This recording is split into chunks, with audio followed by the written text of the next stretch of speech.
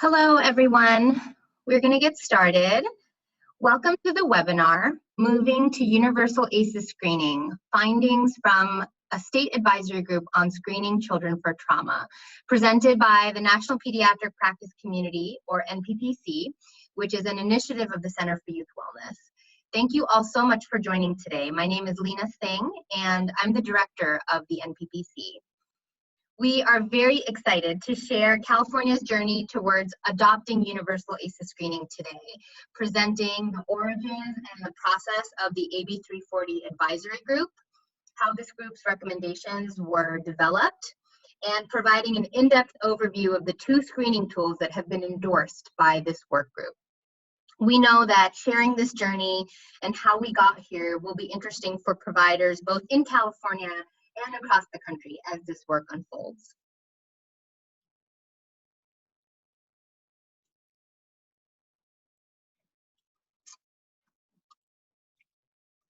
This is who you'll be hearing from today. We have Dr. Sarah Marks and Dr. Jonathan Goldfinger from the Center for Youth Wellness, Dr. Dana Long from UCSF Benioff Children's Hospital, Oakland, Dr. Neeta Thakur from UCSF School of Medicine, and Dr. Ariane Marie Mitchell from Loma Linda University. On behalf of the National Pediatric Practice Community, it is my absolute pleasure to thank and welcome all of our amazing speakers today. A few housekeeping items before we get started. Today's webinar is scheduled for an hour and a half, and we hope to have plenty of time at the end for your questions. The webinar is being recorded and will be made available afterwards. All of the participants will be muted throughout the presentation. And during the question and answer period, please look to the top left or in a pop-up box for the chat function. This feature enables you to either chat with the panelists or with everyone on the webinar. And during the presentation, we encourage you to dialogue with each other and ask questions via the chat function. And of course, any questions the presenters cannot get to will be addressed in follow-up communications. I'd also like to share a bit about the National Pediatric Practice Community, or the NPPC, which is a network of over 900 medical providers worldwide who are leaders in advancing clinical practice around ACEs and toxic stress. Through this network, we provide online tools and resources to support ACEs screening in pediatric practice, training and technical assistance around screening implementation, and we support peer exchange and learning within the network through consultations, office hours, webinars, and convenings. For those of you that are not members of this network, we encourage you to learn more about integrated ACEs screening in practice and gain access to our offerings by joining this network. Please visit our website, nppcaces.org, and click Join to enroll. And with that, it is my pleasure to introduce our first speaker, Dr. Sarah Marks, who is the Director of Strategic Initiatives at the Center for Youth Wellness and a member of the AB 340 Advisory Group. Hi there. Thanks, Lena. And thank you all for joining us today. I'm really excited to play my role in this webinar, which is to present the recommendations of the advisory group, and more importantly, the journey that got us to those recommendations. Next slide, please. So here is a brief overview of the timeline.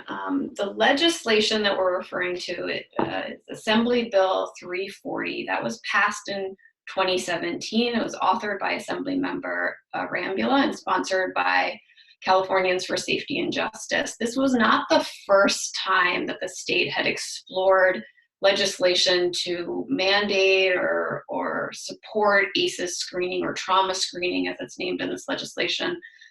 But it's the first time that it passed. And so the intent of the bill was really to require that screening services provided under the Early and Periodic Screening, Diagnosis, and Treatment Program, EPSDT, which is part of Medicaid, include screening for trauma. Because the previous bill with a similar intent had been vetoed, this bill sought to establish a multidisciplinary advisory group to develop recommendations for implementation by the California Department of Healthcare Services.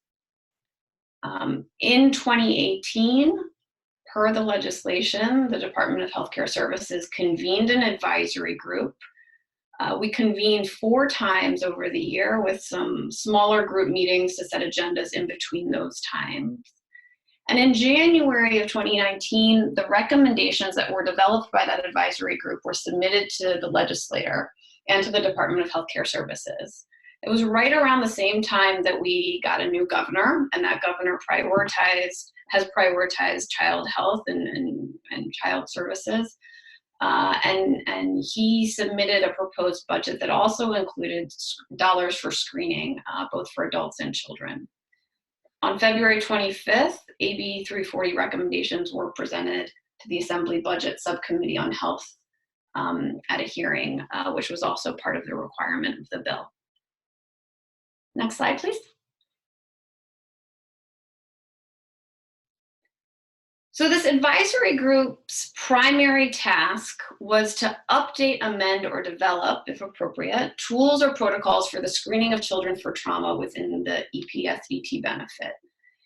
And there were 2 additional components of the bill that were important. First, that this advisory group was going to report its findings and recommendations to the Department of Healthcare Services, as well as the legislators' budget subcommittee on Health and Human Services, and that those findings or recommendations would only be implemented if the appropriations were made, so if there was funding available for them.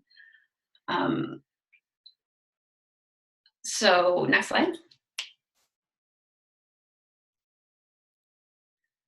So we got started by convening a group. As I mentioned, it was a multidisciplinary group of folks convened by the Department of Healthcare Services. I was one of the members, and as well as Dr. Ariane Marie Mitchell and Dana Long, who you'll hear from in a little while, alongside 20 or so other folks who represented county behavioral health and social services and public health, medical, mental, and behavioral health providers, experts in childhood trauma and ACEs, child welfare, child health advocates, and then representation from the author and sponsor, and representation from the Department of Healthcare Services and the Department of Social Services at the state level.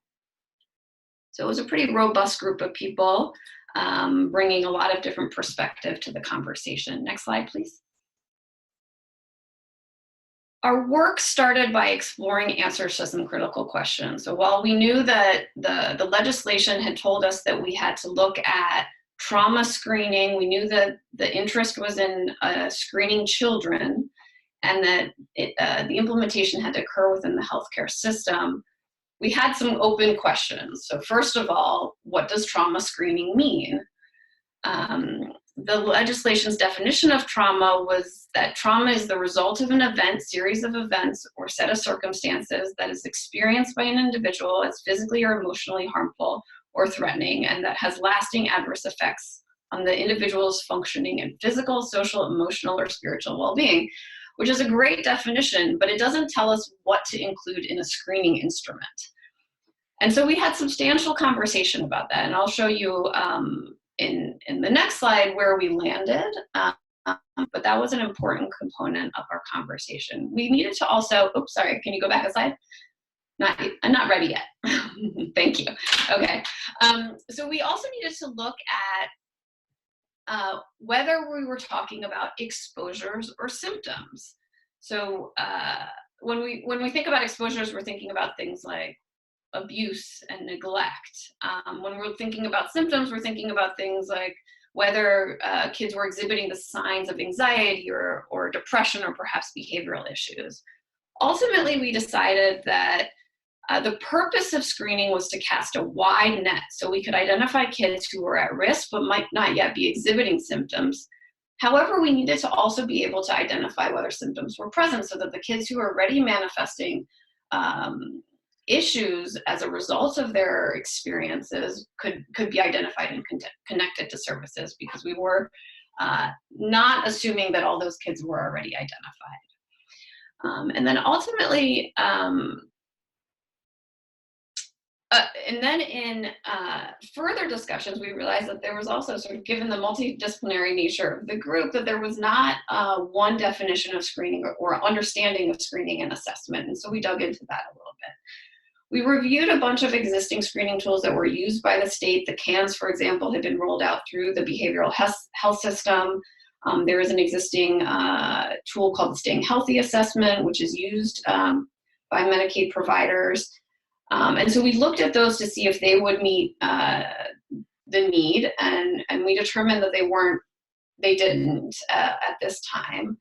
And then we looked at some other existing tools. And then we had some discussion about other critical considerations for implementation. So understanding that the screening tool itself is one piece of this puzzle, but what does it take to make this this screening program sustainable in practice and impactful is really what the group cared about. Next slide. So here you can see the core of where we landed. And so our discussions yielded these recommendations.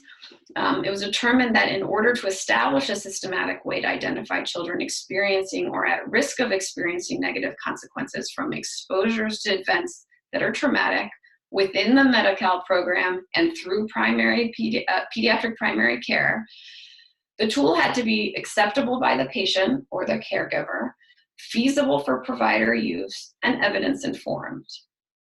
So the domains identified as critical were those linked to trauma, and those that linked trauma and negative social, emotional, and physical health outcomes, both during childhood and later on in life, over the life course. And while we knew that the list of possible exposures were very long, we tried to list them out, and we had several discussions about what exposures could lead to these outcomes. We really came back around to focusing on where the evidence was. And that led us to the Adverse Childhood Experiences Study categories. You can see this image here is probably one that many of you have seen before. Basically, the summary of that is that we were looking at categories that fit within child abuse, child neglect, and household dysfunction. And then we explored some other categories, social determinants of health and other potentially traumatic events that have also been linked to negative health outcomes. Those include major stressful events, community violence, discrimination, and poverty. Next slide, please. So building from that, we had started to review tools prior to coming up with the criteria.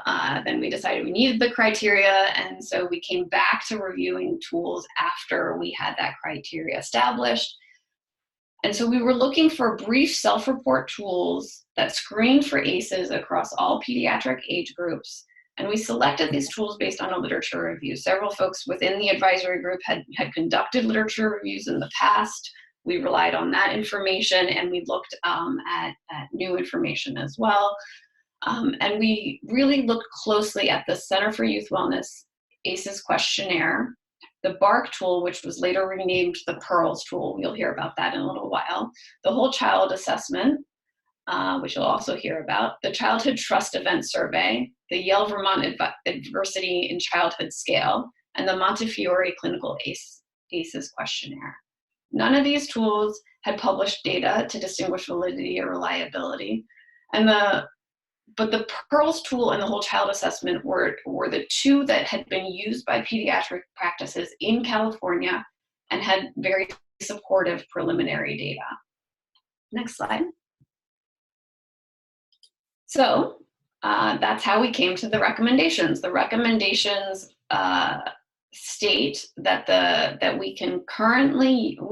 the state should consider using the PEARLS tool, the Whole Child Assessment tool, and then we added a third category, acknowledging that some providers may already be screening and find their tool appropriate, or that the field is advancing.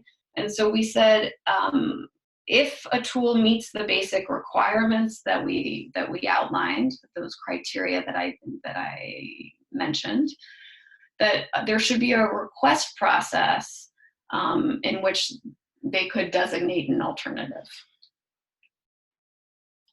Next slide. So to give you just a quick snapshot, and we're going to hear a lot more about these two tools in a moment, I want to sort of put side by side these two tools, the PEARLS tool and the whole child assessment. Key distinguishing factors between the two tools. The PEARLS tool is really designed as a focused tool to screen for exposure to adversity as part of well child care, where the whole child assessment is a more comprehensive tool. It has adversity embedded into a broader assessment. They address many of the same ACEs and other stressors. Some distinguishing items, PEARLS includes discrimination, whereas whole child assessment includes acute stressors. The whole child assessment has some symptoms of trauma embedded in the bigger tool. PEARLS does not have a symptom checklist attached to the tool, but a sister symptom checklist is under development currently. They both address multiple age groups and include both caregiver report and self-report versions. Next slide.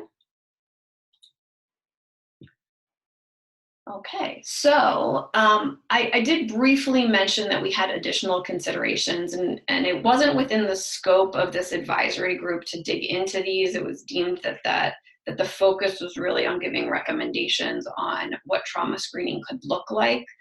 But we did surface some considerations for the department to support a successful implementation process, and that includes training for medical providers or the healthcare team around ACEs. It's a slightly different language. Not all providers have experience with trauma screening or ACEs screening.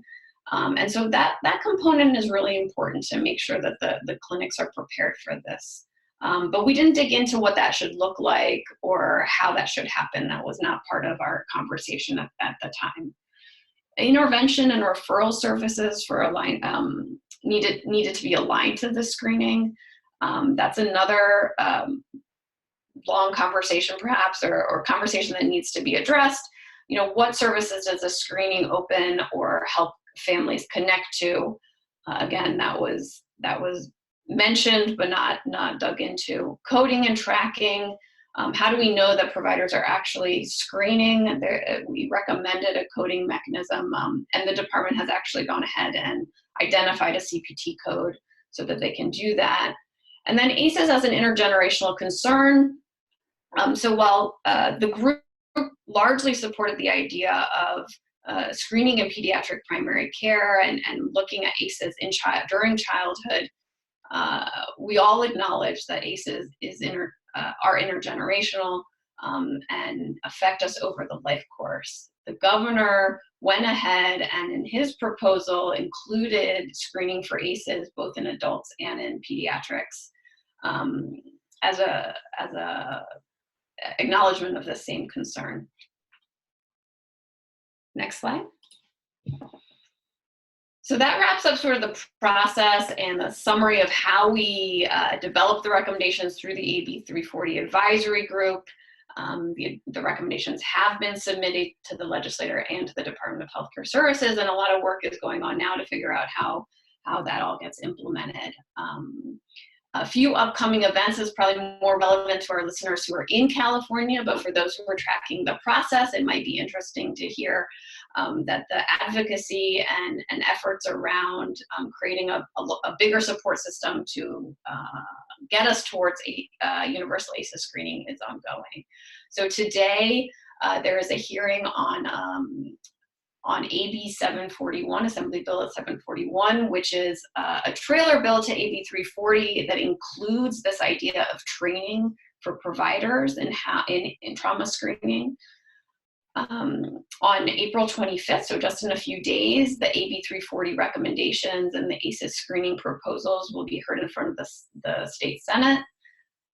And on May 1st, for those who are in California and want to come do some policymaker education, you're welcome. We're going to be having conversations with our legislators around issues that address or policies that could help us address ACEs and childhood adversity in the state, including but not limited to this issue around ACEs screening. This event is hosted by the California Campaign to Counter Childhood Adversity, or 4CA, which is a multi-sector policy advocacy group, of which Center for Youth Wellness is a member. And that's it. That wraps up my section. I'm happy to pass it back to you, Lena. Thank you so much. Thank you, Sarah, for that overview of the AB 340 advisory group and its recommendations. And now that we've heard a summary of that advisory group's findings, let's move on to an overview of one of the tools that's been recommended by this group. So it's my pleasure to welcome the principal investigators from the Bay Area Research Consortium on Toxic Stress and Health, or BARC, Dr. Jonathan Goldfinger, Dr. Dana Long, and Dr. Neeta Thakur. BARC is a partnership between the Center for Youth Wellness, UCSF Benioff Children's Hospital, Oakland, and UCSF School of Medicine. Dr. Jonathan Goldfinger is a pediatrician with expertise in team-based care and clinical innovation, and he currently serves as Chief Medical Officer and Vice President of Innovation at the Center for Youth Wellness. Dr. Dana Long is a pediatrician with a career in community-based peds. She's the Director of Clinical Transformation for the Child Health Equity Institute and Medical Director for the Department of Community Health and Engagement, UCSF Benioff Children's Hospital, Oakland. And Dr. Neeta Thakur is a pulmonologist and assistant professor of medicine at UCSF School of Medicine, who has expertise in biomarkers and asthma. This group will be discussing the Pediatric ACEs and Related Life Events Screener, or PEARLS, and I will now turn it over to them. Thanks, Lena, and thank you everyone who put this webinar together and everyone who joined. We're so thrilled today to be able to share with you the PEARLS and to have Ariane share with you the whole child assessment, particularly because and I'm sure we may all have our reasons. From my point of view, we're living in really a watershed time where not only is the recognition of the importance of childhood adversity and trauma at the forefront of the public's eye, it's also at the forefront of pediatric care and health care, both for children and adults. It's at the forefront of what our state is looking at, as Sarah so adeptly described. And it really, in my opinion, is the leading edge, if you will, or the vanguard, perhaps, for how pediatrics can almost reflexively look back at everything we screen for or ought to be screening for, and perhaps could do better at. And I'll say that to say that the context in which screening for ACEs, adverse childhood experiences, and early adversities or childhood adversity that we find ourselves in is not 100% exactly where things have always been. For those of you who've been kind of keeping score with regard to screening, for a long time, the American Academy of Pediatrics has recommended screening for child development at roughly the same ages as we are going to recommend screening in the state of California. Will recommend screening for childhood adversity, and yet it's taken many years, probably over 40 years by most estimates, to increase child developmental screening rates in the early years from roughly about a fifth of providers, if you ask providers, to now a majority of providers. What's interesting is in surveys of parents, the National Survey of Children's Health, parents reflect that only a minority of providers have been screening them. So this indicates, even today, a discrepancy in terms of what is screening and how do parents experience screening and how important that really is. One of the ways to interpret this is that the providers, 60% or more of which who say they're screening for childhood development, are probably actually doing more in terms of surveillance. It's probably preaching to this choir who've joined today that surveillance is mostly what many of us were taught to do, and what many pediatricians think they're doing screening, but they're actually doing surveillance, in that we were trained to ask, do you have any concerns today about your child's development, growth, and hopefully one day we'll come to asking well-being. However, that's not sufficient. We know from most of the research out there that by and large, providers are just not as sensitive or specific when it comes to identifying children with early needs in terms of development.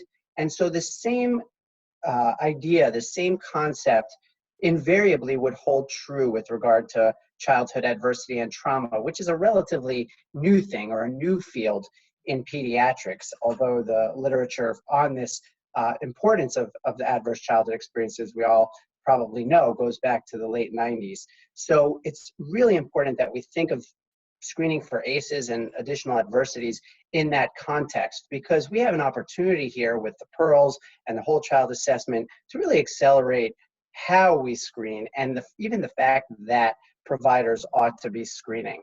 In fact, in one study, just to give you an additional piece of context about developmental screening, run by the AAP, practices that received support actually found that even if they were doing surveillance, let's translate it here, even if they were asking parents, has anything scary or traumatic or emotionally difficult and upsetting happened to your child recently, even if we had such a surveillance question that we were to ask, in the developmental context or the parallel, providers found even when they asked such a thing, they invariably in their workflow struggled to then implement screening if that question was a yes from a parent.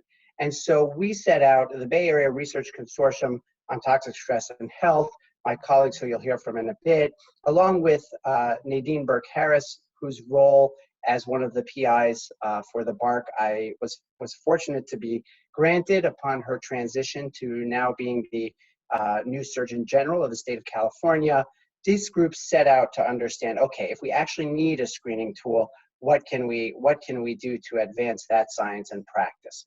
Next slide, please. So as was mentioned, these are the partners involved: CYW, UCSF, Benioff, the Children's Hospital in Oakland, as well as the School of Medicine, represented by myself, Dana Long, and Nita Thakur, who are speaking to you and sharing this today. The goals, as I mentioned, were to create a true validated screening tool that a pediatric practitioner could use in a well child visit to identify that adversity had occurred, and a broader sense of adversity, not just the original ACEs, but additional adversities, as you'll see on the PEARLS, and what some people would refer to as social determinants of health as early as birth and infancy. To also look at those adversities in the context of how they are associated with health outcomes and any other signs, particularly early signs of the biologic dysregulation we now know and describe as toxic stress. To really see what could a provider do in real time, not just to know that something has happened to a child, but assess, is there a physiologic change? And you'll hear more about that. As well as to understand how might we actually develop and test different interventions with an ACEs and toxic stress lens. What might we say and do differently, both for the behavior change that we think might be needed, to the preventive, nurturing care, the buffering care to prevent toxic stress, as well as physiologic intervention. That's really where I think the future of this field is going now that we're really making headway in terms of screening for ACEs. And we would be remiss if we didn't dramatically thank our funder, the Tara Health Foundation, without whose support we really wouldn't be here today sharing with you this incredible tool we've developed. With that, I'll hand it off to my colleague, Dana Long, to take you through how we did that. Thank you, Jonathan, for that wonderful setup to talk more about how we actually went about creating the tool and how we integrate it into our clinical flows. I just want to give my gratitude and appreciation to all of you on the phone. This work on transforming pediatric care is truly inspirational, and the collaboration with the Center for Youth Wellness has certainly been a highlight of my work life.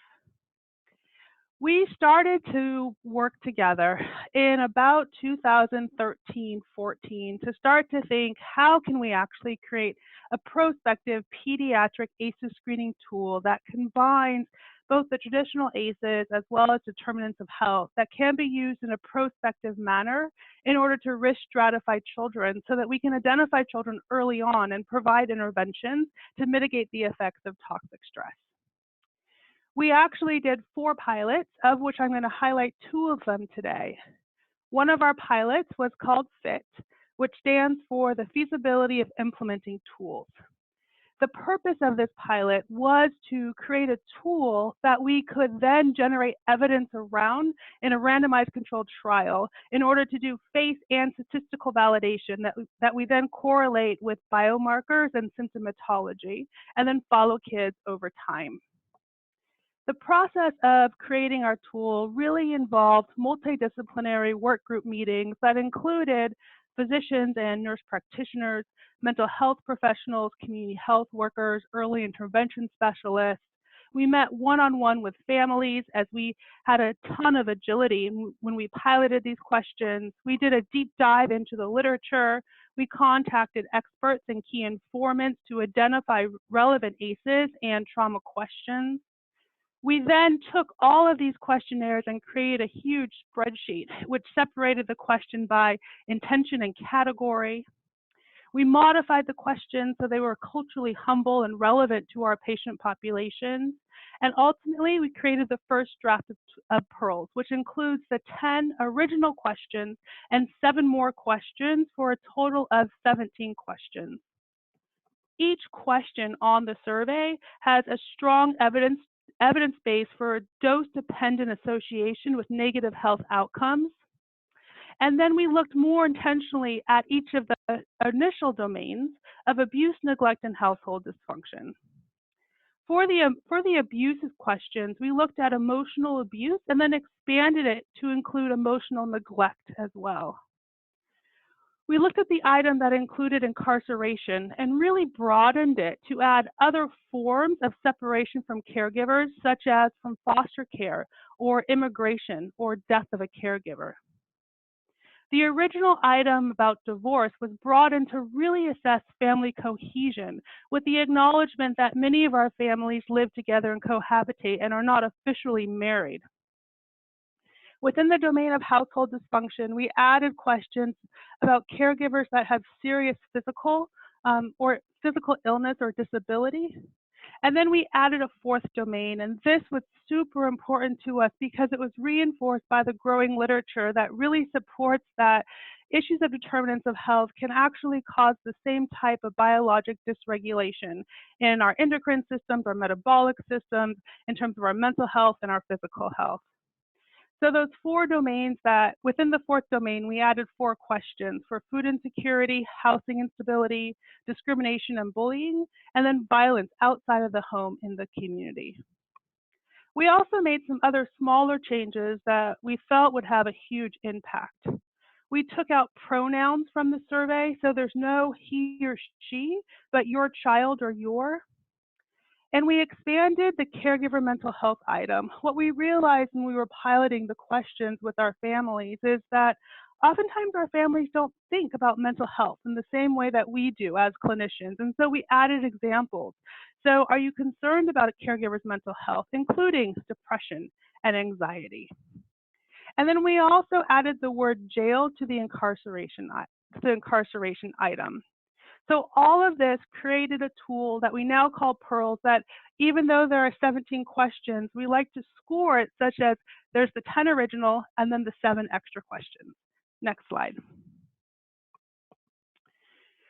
We also added three other surveys, and those 3 other surveys were based upon the age group of our child. And so for the randomized controlled trial and our piloting previous to it, we really focused on the younger children, the 0 to 11-year-olds up to the 12-year-old birthday. And then we wanted to make sure that we had a tool that was inclusive of our teens. And so there are 2 tools for teens. The first one is for teenagers that are between the ages of 12 to 19. That's actually filled out by the caregiver for the teen. And then there's a teen self-report tool. And I'm going to go into what these added 2 questions are in a minute. I had referenced the fact that we did 4 pilots, and I was going to talk about 2 of them.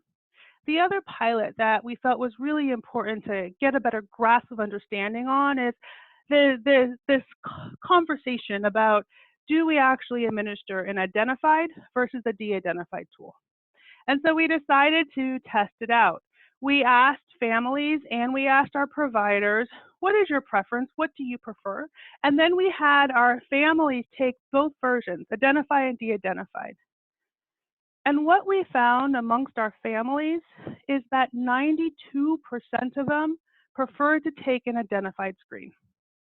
What they reported to us is that if I'm going to take the time to fill out this survey, I want you to do something about it. I want you to know what's happening in my life because these are real issues. And how are you going to know how to assist me if you don't actually know what the issue is?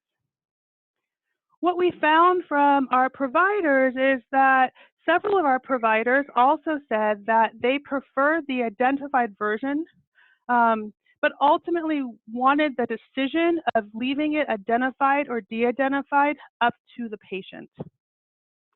They felt that if they actually had the identified tool administered in their clinic, they wanted to make sure they had the resources available in order to address the issues. Next slide. So on this slide, you're going to see the 2 additional items that we added. And these items are, there's a version for the teenage self-report and the caregiver report. And the questions are, have you ever been detained, arrested, or incarcerated? And have you experienced verbal or physical abuse or threats from a romantic partner, such as a boyfriend or girlfriend? And then for the caregiver, the questions are for the teen version, has your child ever been detained, arrested, or incarcerated? And has your child ever experienced verbal or physical abuse or threats from a romantic partner? Next question.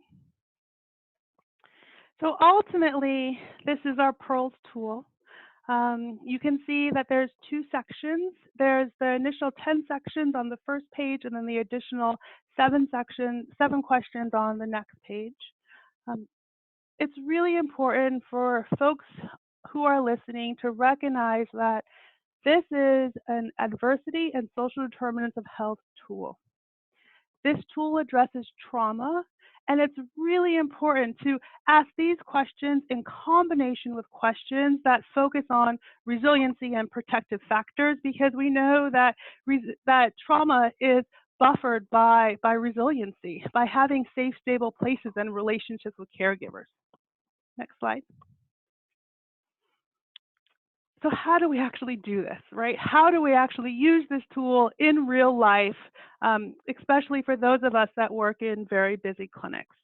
So as Jonathan mentioned, I'm a primary care provider. I work within a federally qualified health center. We are an extraordinarily busy clinic, and over 90% of our families have Medicaid, and 90% of our families are also families of color. What is the workflow?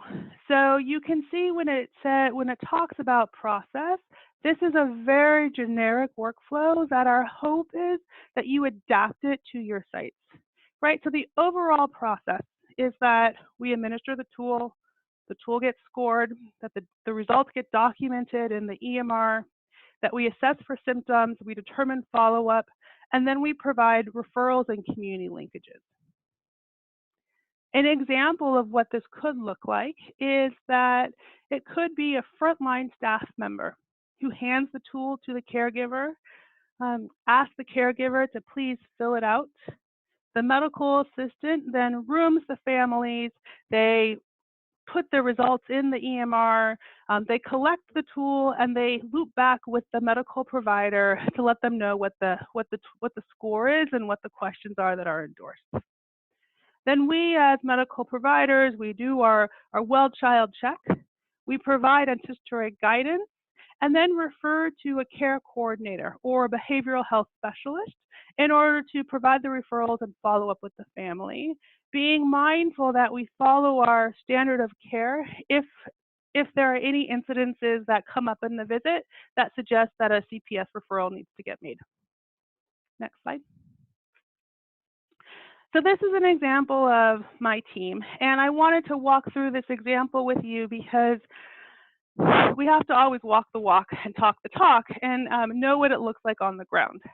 And so if you look to my left, you'll see this is our community health worker, myself, my truly amazing 7-year-old patient, her mom, our mental health specialist, and then our volunteer. So in our clinic, our community health worker will, when families are getting roomed, they will approach the family and they'll say, This survey asked about different social stressors that could be affecting your child's health, either now or later on. We have resources available at this clinic that we could connect you to, such as food and housing, mental health resources. Would you mind taking this survey for your provider?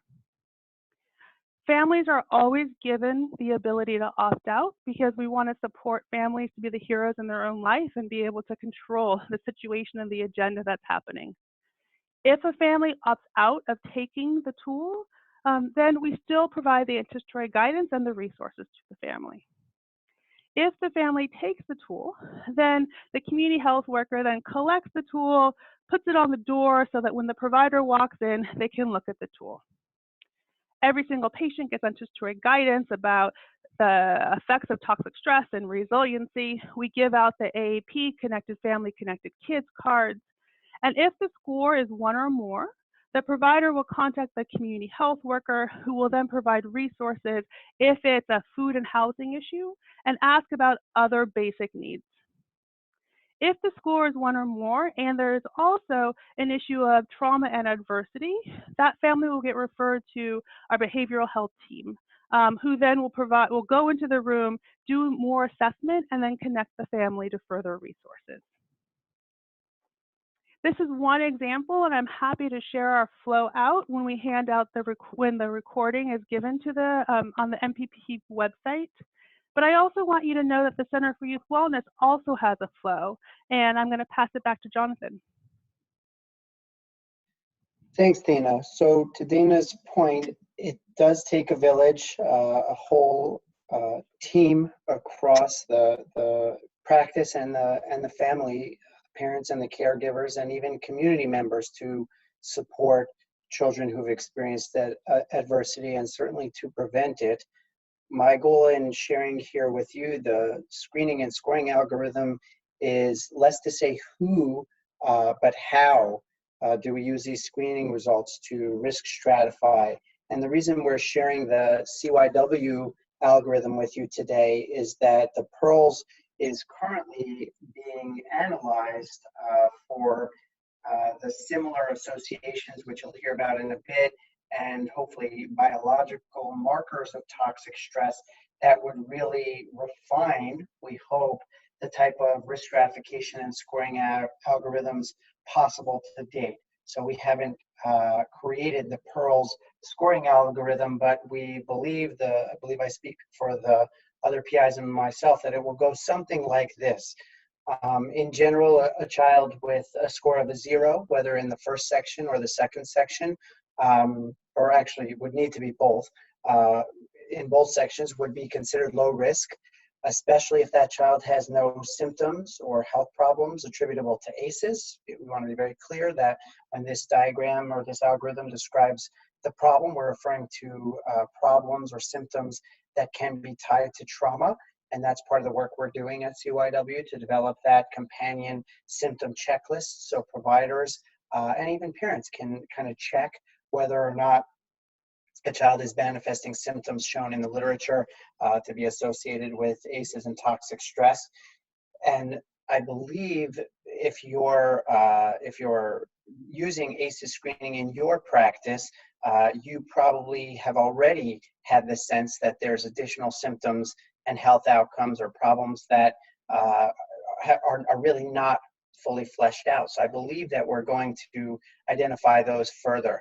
So real quickly, if a child in either section has between a 1 and a 3, we consider that an intermediate risk, and 1 and a 3 plus symptoms, or a 4 plus regardless of symptoms or attributable health problems or disease, a high risk.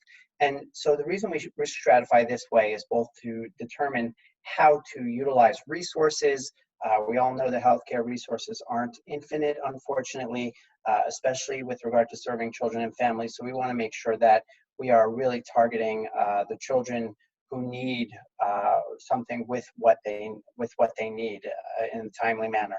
And so we have always felt that all families deserve and would do well to understand through patient education, anticipatory guidance, what are ACEs and toxic stress.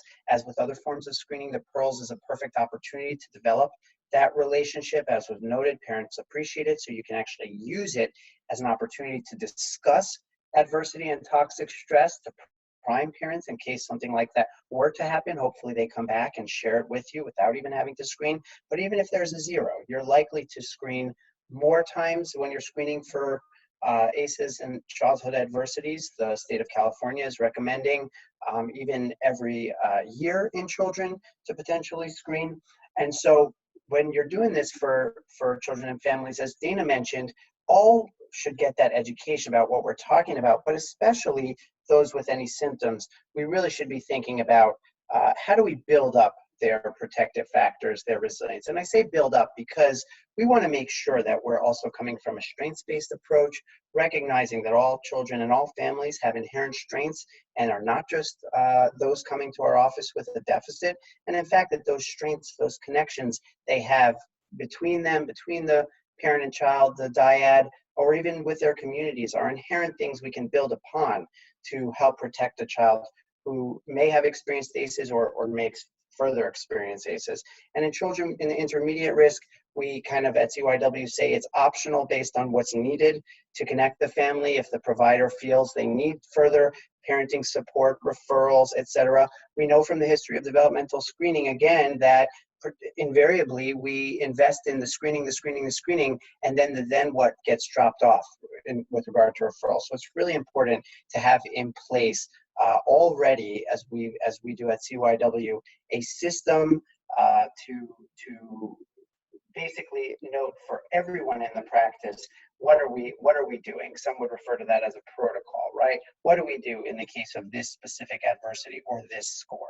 And so while in the 1 to 3 category, because there's no obvious symptoms yet, those may be optional. Obviously, as was described, if a child or family is showing signs of maltreatment, we absolutely have to move forward with the appropriate standard procedures to get Child Protective Services involved if our assessment shows real risk to that child. And then for everyone, we would follow up with medical appointments as necessary. For the high-risk children, as you can imagine, I don't think it has to be overstated. What you're seeing here is all of the above, right? The patient education, the focus on the symptoms and the health problems as well with the parent, and helping them to identify that something scary may actually be the trigger for their asthma.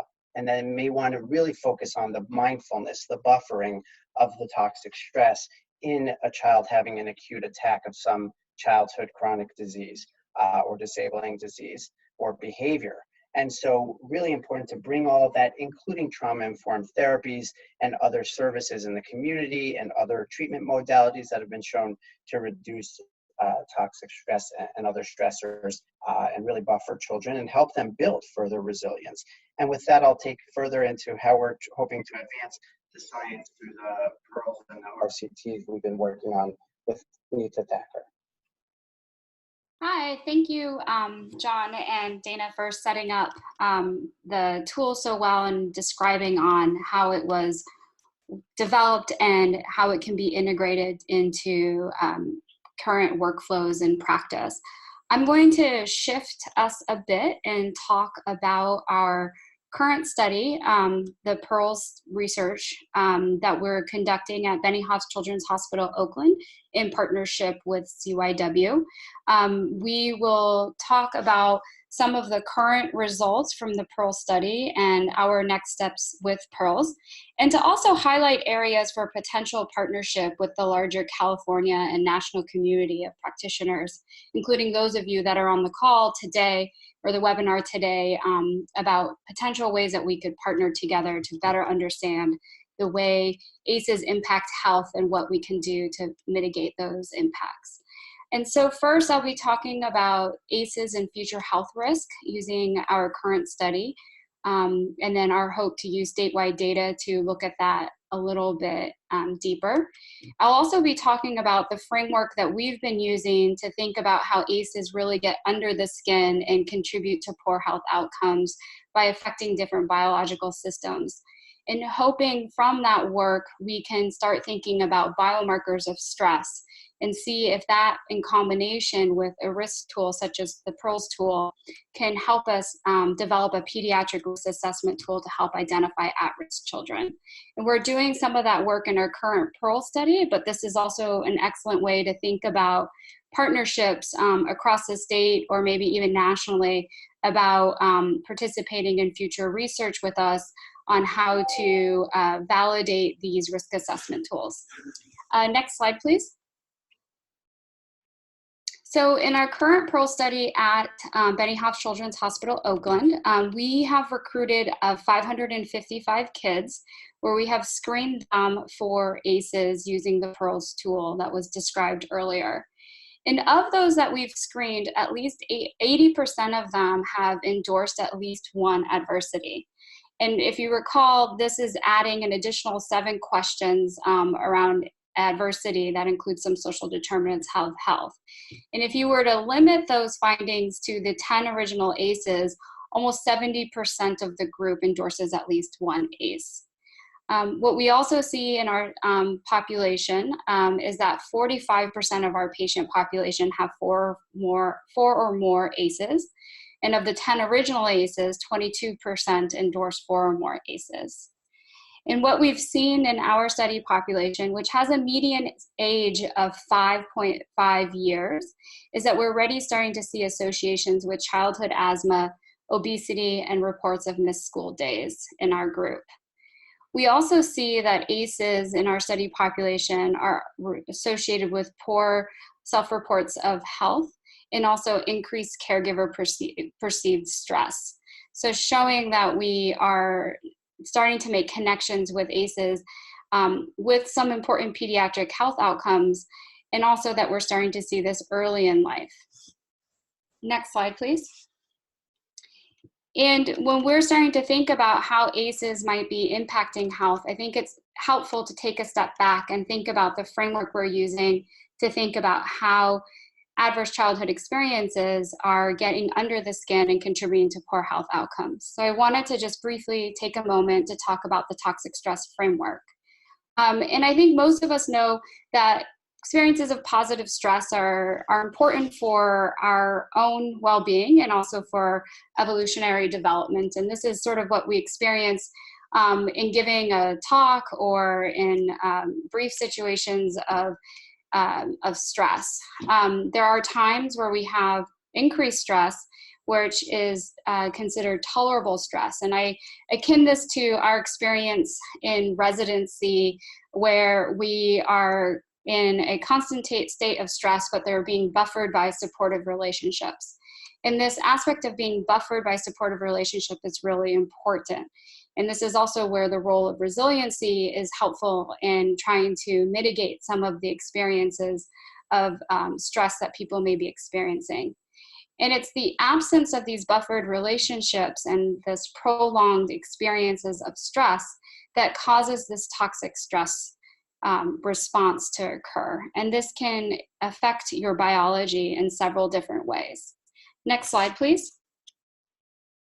And the 3 main categories of biological responses that we've seen are across the neurohormonal and inflammatory system. This is also called the allostatic load framework that was first described in 1998, where the wear and tear on the biological system leads to a resetting of our biological response across many different human systems. And that resetting causes a chronic inflammation and chronic changes in our neurohormonal response that later increase your risk for disease. The second is more of the genetics and how does your genetics interact with the environment. And this includes gene by environment interactions. This is epigenetics, so thinking about telomere length or methylation, which have been getting a lot more press lately. And then also changes in the microbiome, where you're seeing changes that occur in the presence of chronic stress. And then lastly is neuroplasticity, where there's been studies that have demonstrated that chronic stress actually shrinks the brain networks, especially in the absence of buffered relationships. Next slide, please. For our Pearl study, we're focusing on these first two categories, so the allostatic load and also looking at genetic factors that may interact with stress or changes that occur through epigenetic phenomenon and in the microbiome as related to ACEs. And what we're hoping from this work is to develop a profile or of stress response that we see in association with ACEs. In our next slide, you'll see that we're hoping to use this information in combination with our PEARLS tool. And the PEARLS tool and other screening tools are really great in that it helps us identify and potentially direct resources towards those that are deemed to be at risk. But one of the things that we're interested in knowing, especially in those children that may have one ACE or a couple of ACEs, is really who's at high risk and how can we get to kids earlier than when disease outcomes that we are trying to prevent haven't occurred yet. So next slide. And so we're hoping these biomarker profiles in combination with a risk screening tool can help us really identify those who have high toxic stress against those that have low toxic stress, and see which individuals would truly benefit from having resources earlier in their lives in order to prevent poor health outcomes. And this can be especially useful in helping target resources in a low resource setting. It could also help us decide who may need a higher or lower intensity of intervention. And with that, I'll bring it back to Lena to introduce the second tool that is going to be part of this webinar for screening for ACEs. Thank you, Neetha. And thank you, Dr. Long and Dr. Goldfinger and Dr. Tucker for giving us an overview of PEARLS and how it was developed through the BARC partnership. It's now my pleasure to introduce our next speaker, Dr. Ariane Marie Mitchell from Loma Linda University.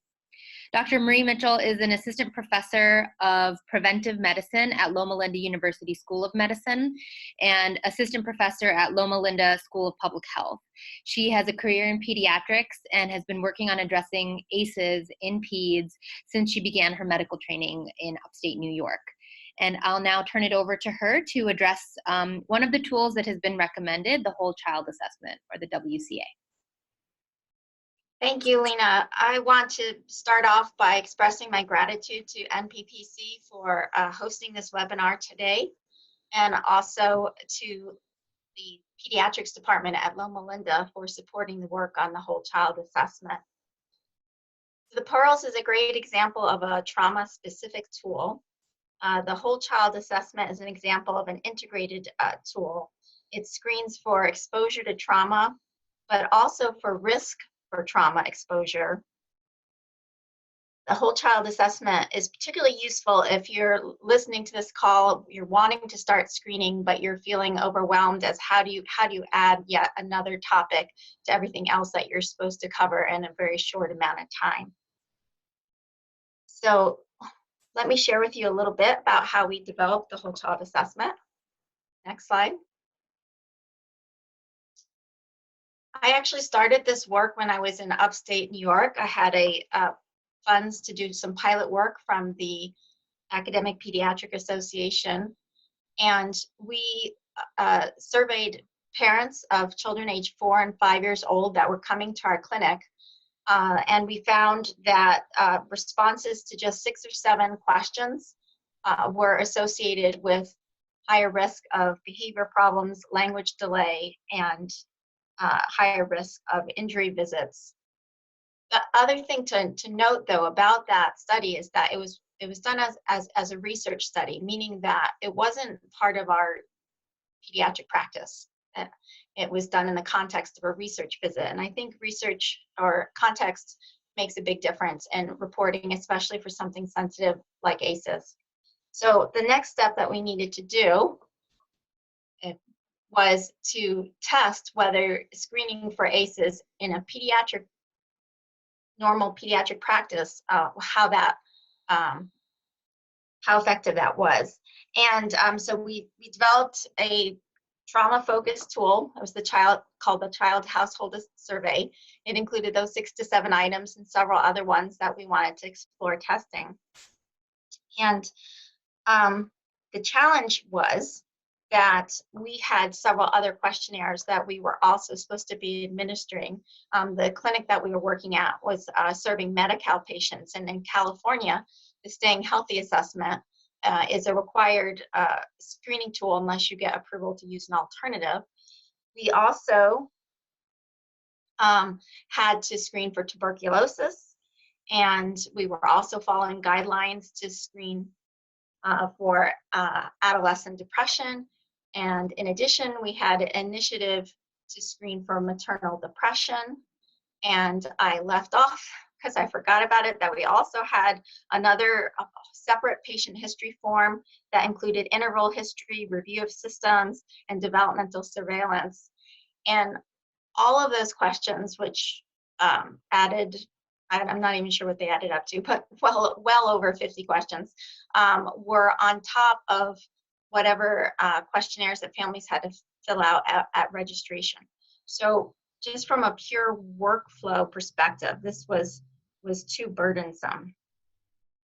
Next slide.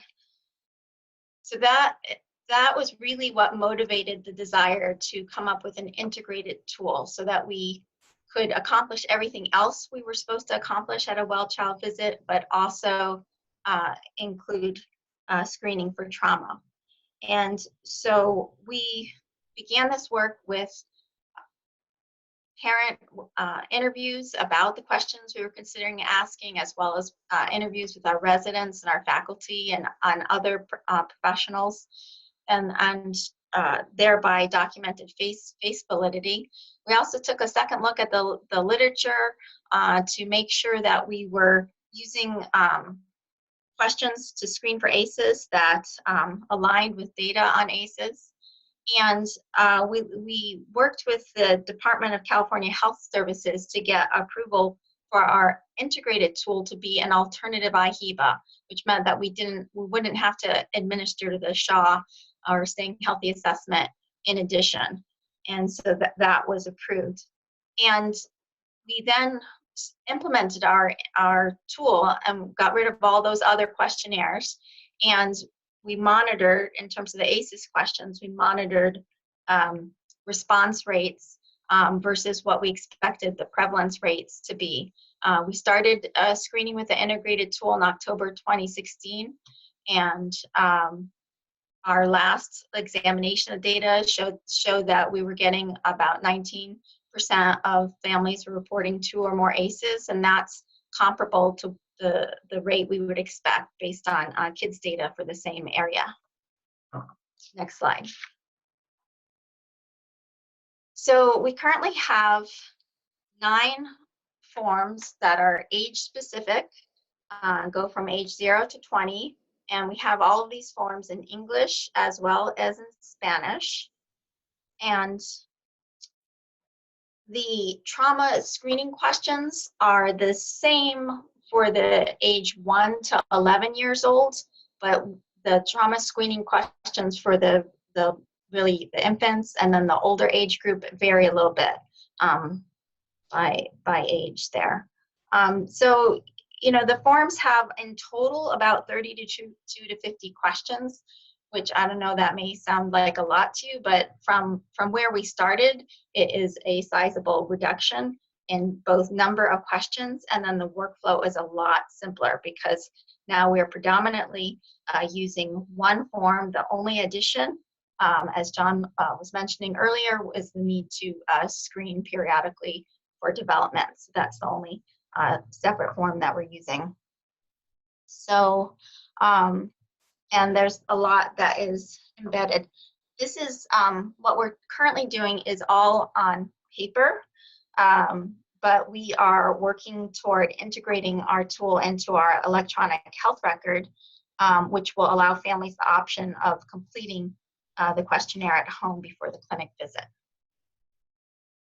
Next slide. So this is an example of what a complete one of the questionnaires looks like. sort of complete. You can mostly see it. That most of the English forms are 3 pages in length, and the Spanish forms are mostly 4 pages in length. You can see there's a fair bit of space on the forms so that families can respond to some of the open-ended questions that we have. And as Sarah indicated earlier, the whole child assessment doesn't just screen for exposure to trauma, but also risk for child maltreatment, which is intentional and is trying to build on the work that Dr. Dubowitz did on the Safe Environment for Every Kid, the SEEK tool. And I think that's just a really important opportunity at a pediatric visit, is to acknowledge that we have an opportunity not just to identify trauma that has already occurred, but in the case of child abuse and maltreatment, to potentially prevent that.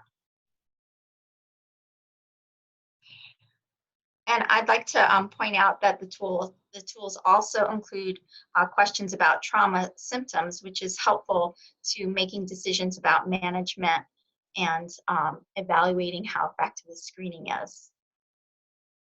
Next slide. So this gives you a sense of the workflow. Quite simply, when the patient arrives for the well child visit, the front desk hands out a questionnaire. If it's a child age 0 to 11 who's checking in, it's the caregiver who completes the questionnaire, and 12 and above, it's the patient who completes the questionnaire. And then the staff encourage the families to complete the form before the provider comes into the room. Next slide. So this is the workflow perspective of the person who's reviewing the whole child assessment. If there's any concern with ACEs, there's an information handout that we have. I'll show you that in a minute, which summarizes very briefly some important things from a parent's perspective to know about ACEs and resiliency. And our providers are encouraged to document Z codes for any clear histories of ACEs. And then the next big question, though, with this screening is whether this is a current concern, because our questions are a mixture of has this happened in the past, or is this a current problem? And you know, in some cases, if this is a past exposure, but the child is asymptomatic, other than going over the information about ACEs and resiliency, noting the Z codes, there's not necessarily more to do. But if there is a current concern, then go on to what you see listed there as tier 1, 2, and 3. I always stress when I present on the whole child assessment the value of that provider right there doing some brief counseling. And I can't really kind of go into that in more detail, but suffice to say that that's, I think, a really important opportunity that exists in pediatric practice, is to do that brief counseling and support for that parent-child relationship. And then not always, but sometimes, based on what's discussed, there's a need for referral to resources. And I mean, if you're fortunate to have integrated behavioral health, you can do a warm handoff. If not, provide information on how to access some of the resources listed there. And of course, we make sure that our providers are aware of how to deal with safety concerns that may come up, requiring immediate intervention by CPS or crisis response team or law enforcement. But that is definitely more the exception than the rule. Next slide. One nuance to point out about version 2 of the whole child assessment, when you get a chance to look at the forms in detail, I know the slide earlier wasn't easy to see all the questions, but the forms are available on our website. And when you look at it, you'll see that all of the questions start off with the interval history, then tuberculosis, dental, and so forth, and they're listed in that way because that's a very patient-friendly order to answer these questions. But the domains are numbered on the right side of the form to help remind the provider to start off with the interval history, but then flip to the last page of the form and review the safety questions. If there's nothing of concern on the safety, review the substance questions, and so forth backwards through the form. And in my experience, this is of tremendous help to make sure that some of the most important topics are covered before that family leaves that day. Next slide. So you notice that the workflow that I presented is not based on a child ACE score. Certainly one could use the whole child assessment, could score it and develop your workflow based on that scoring. But because most of our clinics don't have integrated behavioral health, we purposely didn't develop our workflow based on a score. Nonetheless, all of the version 2 forms have at the bottom a little gray box like you see listed there. The numbers refer to the questions that are being counted as ACEs. This scoring is a little more complex than the Pearls in that it's not just 1 point for each question that adds up. For example, question 1 or 30, a yes to either one of those would count as 1 point. But in my experience, scoring literally takes less than a minute. It's not very hard to do. And I do personally do the scoring myself. I find it useful to include that in the child's assessment and give me a sense of that risk when I'm considering other management issues for them. Next slide. So I mentioned as part of our workflow that whenever one or more of the ACEs are identified or there's some other reason for concern, we have this available in our electronic record. That's the smart text is ACEs in English, or the Spanish one is ACEs SPA. And it's just a very brief summary of important information about ACEs, as well as important information about resilience and what builds resilience. And then next slide. That overview is followed by 2 types of community resources that we've built in. So like the list that you see of like under safety there and relationships and so forth, I call that a static list, and that we made that list. I think we last updated it about 6 months ago, but it's not updated unless we go back to this list and update it.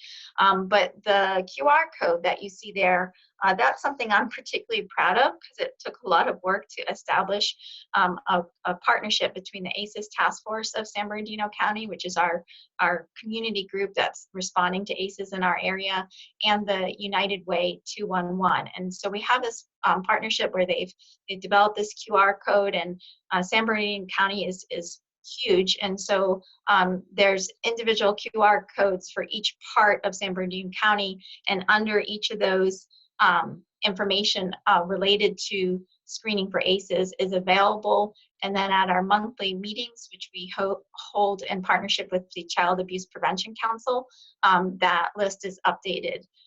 So that becomes a live current resource, which I think is a nice workaround and a problem that many clinics struggle with, is how to keep our resources updated. So that's one way that we have worked on that. Next slide. So we have hopefully some manuscripts coming out soon. We have one that describes in more detail how we developed the tool and also gives our clinic-based reporting rates. And then we have one that we're working on that describes the associations between the child ACE score and health outcomes. We have shown that having a score of 2 or more is associated with multiple both child clinical problems as well as school problems and higher utilization of healthcare services. And we have, because in parallel, we did a research, sort of a psychometric study looking at this tool, and we're looking at data right now to be able to report on sensitivity and specificity and reliability. And we have some degree of biomarkers as well, which also support that although we have a mixture of trauma exposure and risk for trauma exposure questions, that when you add that up and you get an ACE score of 2 or more, we are showing that we are accurately identifying kids who are experiencing toxic stress. In terms of further work, we kind of like the Pearls, we focused mostly on the 0 to 11 age group tool and those questions. The self-report tools are a little bit different, and by the time the 18 to 20-year-old questions, those are looking a lot more like the adult ACEs questionnaire. And I would like to look in more detail about how those versions are doing in terms of health outcomes. And as I mentioned, we're working on electronic administration. Next slide. So you see my contact information there. What I presented is really an overview. It was hopefully useful to you today about what the whole child assessment is and how to use it. But I'm hoping that we're going to do a more detailed webinar to really guide providers who want to implement this in practice. And we don't have a date for that yet, but if you're interested, feel free to email me and I'll make sure that you're on a list so that I can get the word out when that is scheduled. Thank you. All right, wonderful. Thank you so much. And here you can see some resources for ACEs screening and intervention. We have the National Pediatric Practice Community, public education campaign run by the Center for Youth Wellness, ACEs Connection Network, the 4CA campaign that Sarah mentioned earlier, that's hosting the Policymaker Education Day, and then the National Traumatic Stress Network. I just want to say on behalf of the NPPC, thank you so much to all of our amazing speakers. Thank you for sharing your time and your work and your expertise with us, and we are very grateful. And I think we are ready to open it up for questions. There have been a lot of questions coming in, a lot of really wonderful questions that folks have been asking and thinking about, responding to. I actually am seeing some questions related to implementation of this legislation at the state level. So there's some questions around communication. When is this going to be communicated to clinics in California?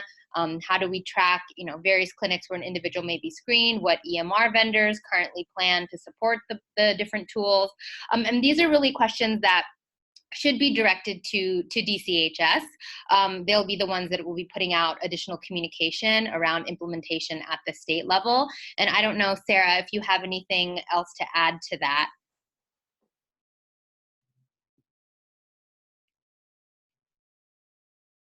So sorry, I couldn't get off mute. Yes, I will put in the chat box now the email address that folks can direct their questions towards. If it has to do with implementation, they'll get routed to the right place. Okay, wonderful. There was a really great question that came in around how to address resilience. Is there a tool or other approach that you all have used? And I'm wondering either Dana, Dr. Long, or Dr. Marie Mitchell, if you'd like to tell us how you think about that. Absolutely. So in the chat box, Dr. Goldsinger made some really great suggestions about different screening tools for resiliency. And so maybe he could address part of this question with me. For our community health workers, whenever families get referred to them as part of our workflow, if there's an unmet basic need concern around food and housing, they also screen everyone for joy. And we are in the process currently of working on a project where, just like we have heat maps for where in our population there's food insecurity or housing instability or concerns about child development, we're in the process of creating heat maps for where our families find joy within their homes, neighborhoods, and schools. We ask every caregiver to tell us something great about their child, and then we document the answer. We ask all children who are verbal, 3 and up, to tell us something great about their caregiver. And then we create action plans as we make referrals and community linkages. And the words of the child and the caregiver are at the top of those action plans. It's actually super powerful to start with these conversations of joy and where do you find happiness, and we do that before we launch into the other portion of our screening.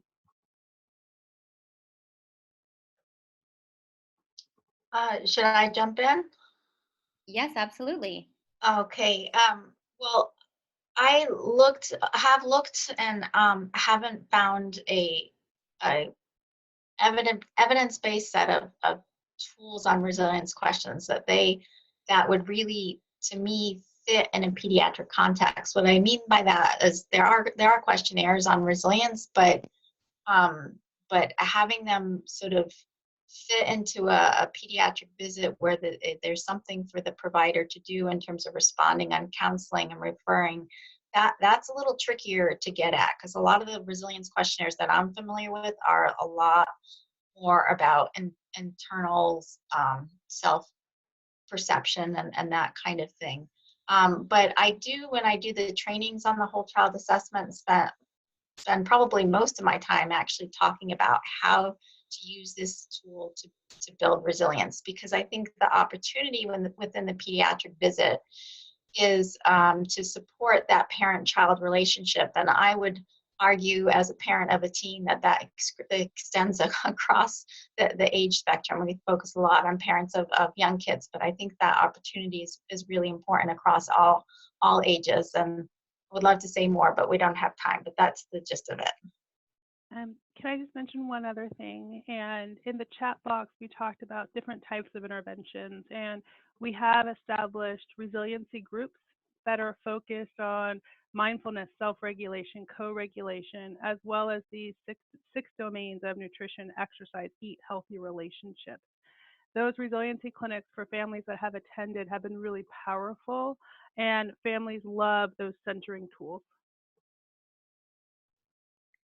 I would just add, really building upon what Dana and Ariane shared, that, at CYW, when we use the protective factor survey tool, the reason for that is that it actually allows kind of a pre and post way where you can track change over time.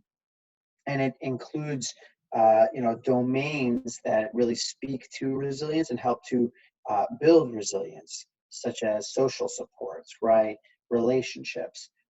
So concrete supports as well that we're talking about as well, screening for. But the protective factors, as they were conceived, really, for children involved with child welfare originally, they were kind of for caregivers participating in the child maltreatment prevention or intervention. And so they kind of align nicely.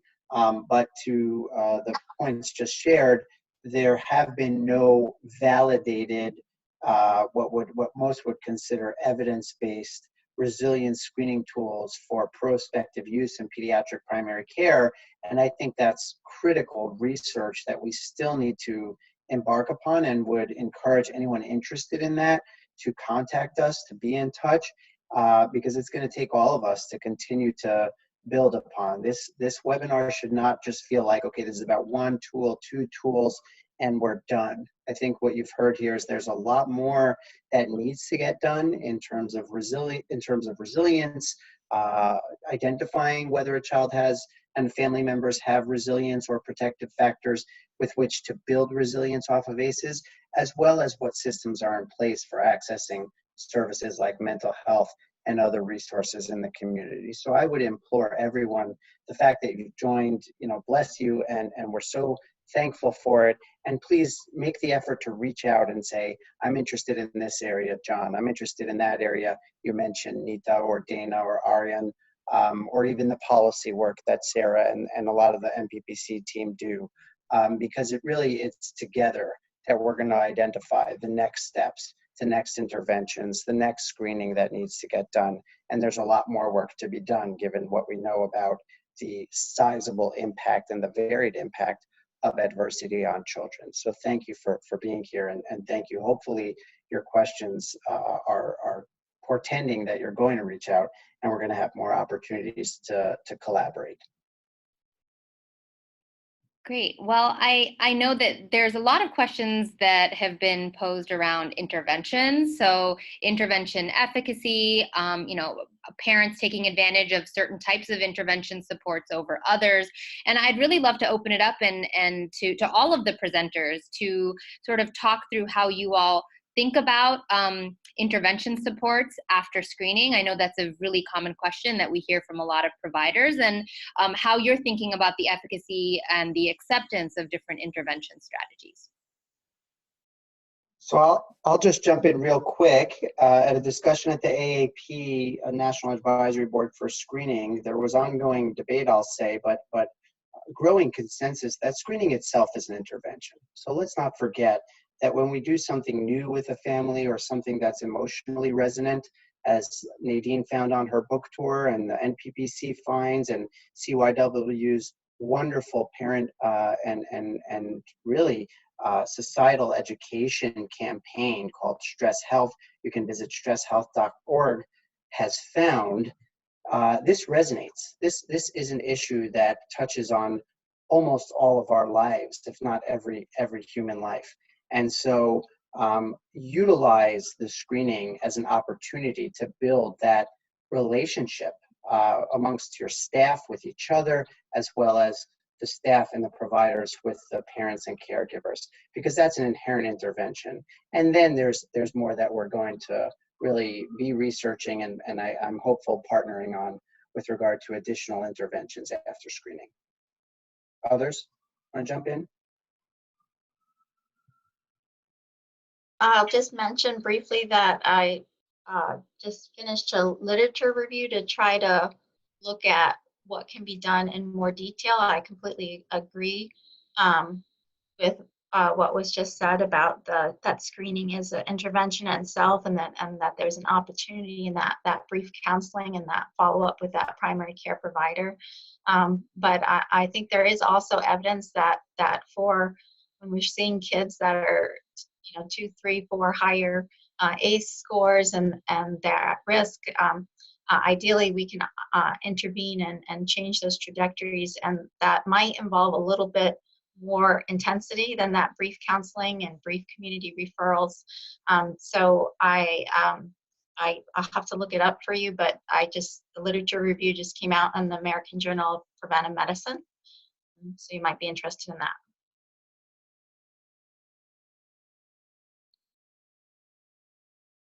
Any other presenters have thoughts on that question?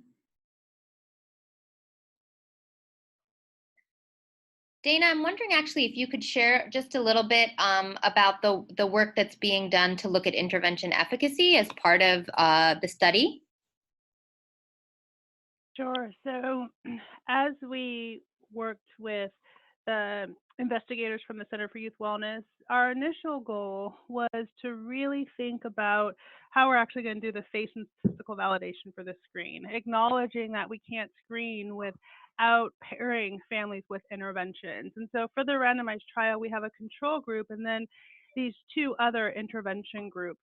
The care coordination around child and adult mental health development and unmet basic needs, and then the resiliency groups.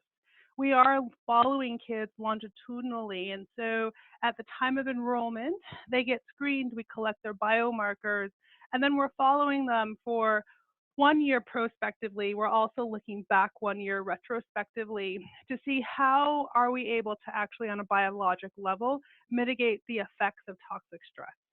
I do think that this is an area of research, as Jonathan said, that really needs to have a deeper dive. And what, in my opinion, what needs to happen is that we really need to more rigorously look at each of these interventions and see what is the dose-dependent response that helps to prevent biologic disruptions. We do hope to be able to have some data that lets us know which of these interventions was more efficacious for preventing further ACEs development or biologic dysregulation, and that data will be coming out soon. Thank you, Dana. Well, we are almost at time, and we want to thank you all for joining us today. We really appreciate you being here, and of course to our presenters for sharing their time and expertise.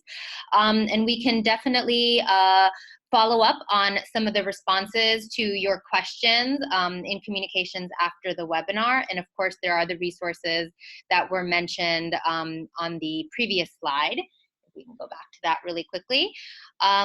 So thank you all again for joining, and we hope you have a wonderful rest of your day. And this webinar will be recorded and made available afterwards. Thank you.